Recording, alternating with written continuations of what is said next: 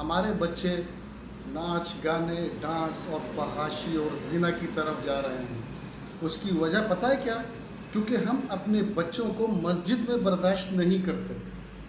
جب کوئی بچہ مسجد میں آتا ہے نا نماز کے وقت میں، تو مسجد میں علاقے کا کوئی بڑا بزرگ جو ہوتا ہے نا، تو وہ بچے کو ہاتھ سے پکڑ کر گھسیٹتے ہوئے غصے میں مسجد کے باہر سے گیٹ کے سے باہر پھینکتا ہے. اس سے بچہ کیا سیکھے گا؟ اس کے ذہن میں تو یہ بات آ گئی نا کہ پتہ نہیں میں نے کون سا جرم کر لیا، یا مسجد میں آنا جرم ہے، گناہ ہے، جو مجھے انہوں نے اس طرح گھسیٹتے ہوئے مسجد کے گیٹ سے باہر پھینکا. جب مین رکن نماز کے لیے مسجد میں بچہ آتا ہے، اس کا شوق ہے، اور ہم اسے مسجد سے دھتکار کر مسجد کے گیٹ سے باہر نکالتے ہیں، تو وہ کیا سبق لے گا؟ جب ہمارے بچے موبائل کھیل رہے ہوتے ہیں، موبائل میں گیم کھیل رہے ہوتے ہیں، جب وہ ناچ گانے اور ڈانس دیکھ رہے ہوتے ہیں، تو ہم نے تو کبھی بھی اس کے ہاتھ سے موبائل چھین کر باہر نہیں پھینکا، نیچے نہیں پھینکا. تو وہ یہ ذہن میں لے رہا ہے کہ کہیں یہ مسجد میں جانا یہ کوئی غلط کام ہے، گناہ کا کام ہے، اور یہ موبائل ناچ گانے ٹی وی کارٹون یہ کوئی اچھا کام ہوگا. جبھی تو وہ اس طرف جا رہے ہیں نا.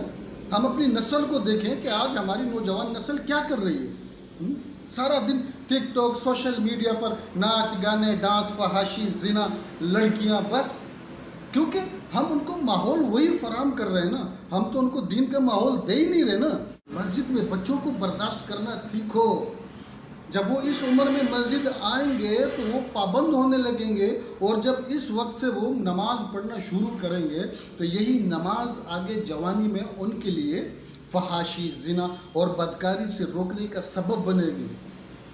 ان کے دلوں میں نماز کا شوق پیدا ہوگا، دین کا شوق پیدا ہوگا، عبادت کا شوق پیدا ہوگا.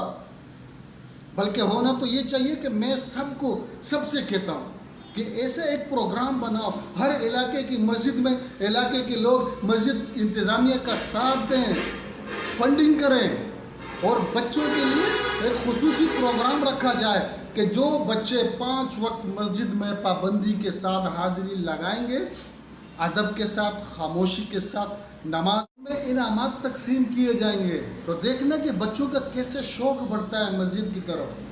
جب ان کو شوق پیدا ہوگا، وہ ابھی سے مسجد میں آنے لگیں گے، تو ہمارے بچے نمازی بنیں گے، دیندار بنیں گے. ہماری نسلوں میں سلطان صلاح الدین ایوبی جیسے پیدا ہوں گے، ہماری نسلوں میں محمد بن قاسم جیسے پیدا ہوں گے، ہماری نسلوں میں نور الدین زنگی جیسے بہادر مجاہد بچے پیدا ہوں گے. اسے ماحول بناؤ کہ ہمارے بچے مستقبل میں جیسے ماضی میں کیسے بہادر مجاہدین گزرے ہیں. تو ہمیں بچوں کو اس طرف راغب کرنا ہوگا، تب جا کے ہماری نسلوں میں ایسے بہادر